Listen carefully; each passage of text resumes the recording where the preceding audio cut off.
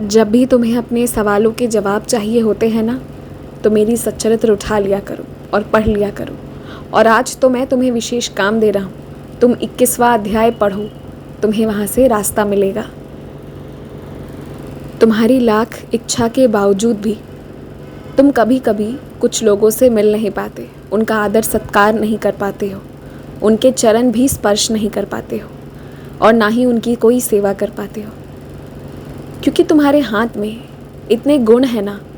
तुमने जो अपने हाथों में वो सच्चरित्र रख कर पढ़ा है, तुमने जो अपने हाथों से मुझे पूजा है, मेरे पाँव दबाए, मेरा स्नान करवाया है, मेरे आगे दीपक जलाए, तुम्हारे हाथ में इतनी पवित्रता आ चुकी है जिसे तुम अभी समझ नहीं पा रहे अपनी परिस्थितियों के मारे, लेकिन तुम्हारे हाथ में इतना आशीर्वाद आ चुका है ना कि जिस काम को तुम मन लगा कर करोगे वो तुम्हारा पूरा होगा ही होगा।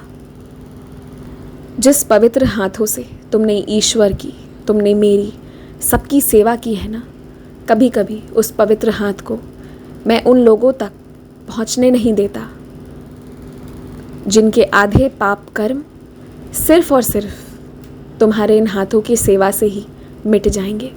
मैं चाहता हूँ कि कभी कभी जिसने जो कर्म किए हैं उन्हें भी उसकी सज़ा भुगतनी पड़े, और इसलिए मैं तुम्हारे लाख ज़िद करने के बाद भी कभी कभी किसी को सेवा नहीं करने देता।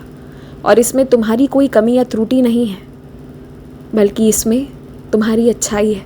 और इसलिए तुम जिनकी सेवा नहीं कर पा रहे हो उनका दुख मत रखना।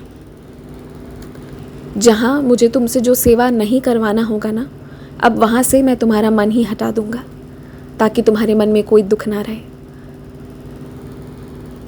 तुमने तो हार भी बहुत देखा है, लोगों के ताने भी बहुत सहे हैं। तुम्हें तो पता है कि हार जाने पर क्या होता है।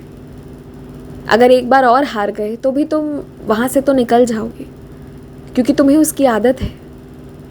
और इसलिए कहता हूँ कि अब एक बार कोशिश करो जीत जाने की, अपने वजूद के लिए, अपने लिए एक बार लड़ लो। हार को तुमने महसूस किया है, एक बार तुम अब मेरे लिए करके देख लो।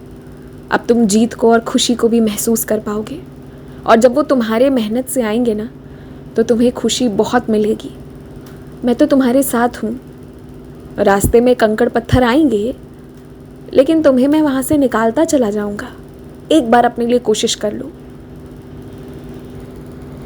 मेरा आशीर्वाद हमेशा तुम्हारे साथ है। खुश रहो।